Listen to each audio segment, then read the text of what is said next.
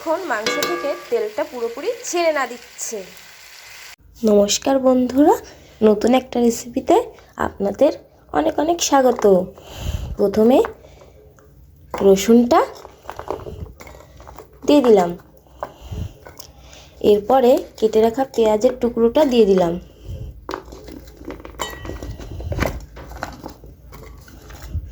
এরপরে আদার টুকরোটা দিয়ে দিলাম, তারপরে কেটে রাখা টমেটো কুচিটা দিয়ে দিলাম, এরপরে সমস্ত মশলাটা যখন মিক্সি জারে দিয়ে দিলাম, তারপরে দেখাচ্ছি পরের ভিডিওটি। তারপরে বন্ধুরা কেটে রাখা টমেটো কুচি, পেঁয়াজ কুচি, রসুন কুচি, আদা কুচি দিয়ে পেস্ট আমি করে নিয়ে এসেছি। এবার দেখো বন্ধুরা, মশলাটা কিন্তু সুন্দর করে কষানো হয়ে গেছে। মশলাটা লাল লাল করে কষিয়ে নিয়েছি।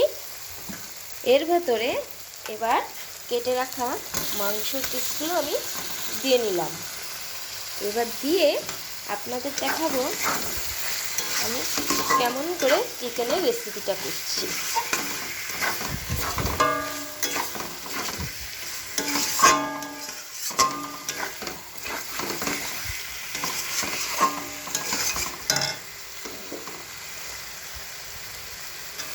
এবার এটাকে সুন্দর করে কষাতে হবে কিন্তু, হ্যাঁ, তাহলে বন্ধুরা দেখতে পারলেন আমার মাংসটা সুন্দর কষানো হয়ে গেছে।